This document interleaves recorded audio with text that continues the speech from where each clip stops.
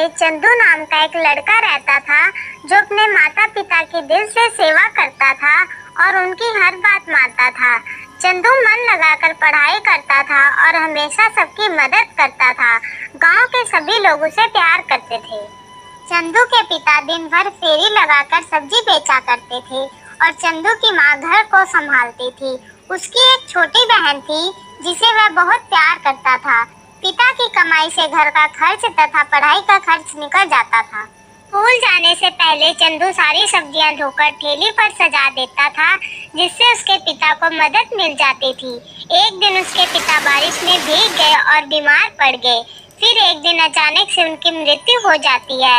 इस हादसे से पूरा परिवार हिल जाता है। घर के सभी लोग एक एक पैसे को मोहताज हो गए थे।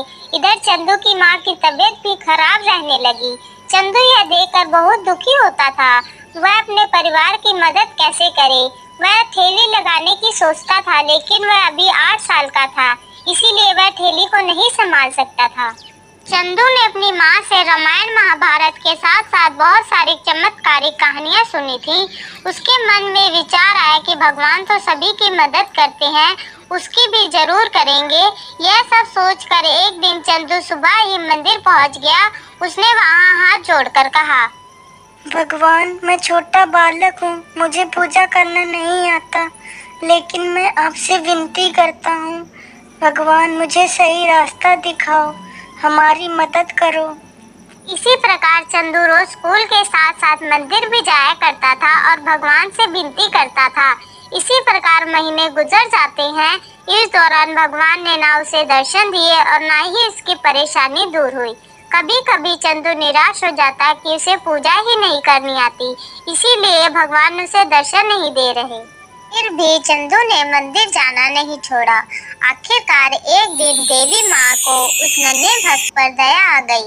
एक दिन जब चंदू बिस्तर पर गहरी नींद में सो रहा था, तभी उसे लगा कि आकाश में एक तेज रोशनी आ रही है और उसका पूरा कमरा रोशनी से भर गया है। कुछ देर बाद उस रोशनी से एक परी बाहर निकलती है।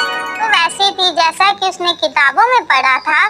चंदू को यकीन नहीं हो रहा था कि वह ये सब क्या देख रहा है। तभी परी ने मुस्कुराते हुए कहा, चंदू, मैं सच में तुम्हारे सामने खड़ी हूँ। फिर चंदू कहता है, तो क्या आप परी हो? परी ने कहा, हाँ मैं परी हूँ। चंदू की हड़बड़ाहट में आवाज नहीं निकलती है। परी ने फिर मुस्कुराते हुए कहा, चंदू, हमें देवी माँ ने भेजा है।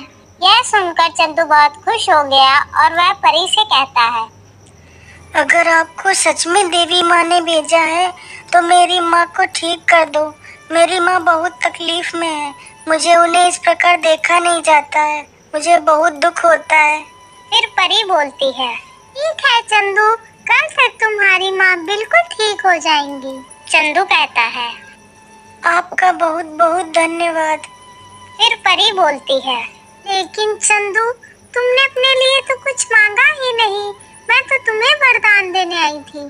चंदू कहता है, परी देवी, अगर मेरी माँ ठीक होगी तो वो पूरे परिवार का ख्याल रख लेगी। बच्चों पर तो पहला अधिकार माँ का होता है, इसीलिए मैंने माँ के लिए पहले मांगा। परी खुश होकर बोली, चंदू, तुम बहुत अच्छे हो, मैं तुमसे बहुत प्रसन्न हूँ। मैं तुम्हें एक और वरदान देना चाहती हूँ। इस पर चंदू बोलता है, अगर आप मुझे वरदान देना ही चाहती हैं तो मुझे ये वरदान दीजिए कि मैं बड़ा होकर एक अच्छा इंसान बनूं और अच्छे रास्ते पर चल सकूं और मैं जरूरतमंद लोगों की मदद कर सकूं।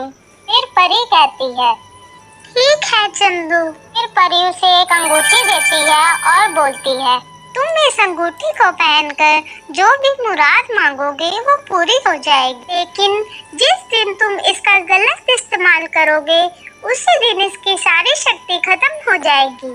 एक बात और, इस अंगूठी के बारे में किसी को मत बताना, नहीं तो ये अंगूठी गायब हो जाएगी। ऐसा कहकर परी वहाँ से चली जाती है। सुबह उठकर चंदू ने देखा तो उसकी माँ पूरी तरह ठीक हो चुकी है और खाना बना रही थी। यह सब देखकर चंदू बहुत खुश हो जाता है और सुख से अपनी माँ के साथ रहने लगता है। हमें इस कहानी से ये शिक्षा मिलती है कि इंसान को लालच व गलत कार्य कभी नहीं करना चाहिए। कर्म पर विश्वास रखने वाले लोगों के लिए कुछ भी असंभव नहीं होता है। वीडियो देखने के लिए आपका धन्यवाद। अगर आपको वीडियो अच्छी लगी हो तो प्लीज़ वीडियो को लाइक करें और हमारे चैनल को भी सब्सक्राइब कर लें।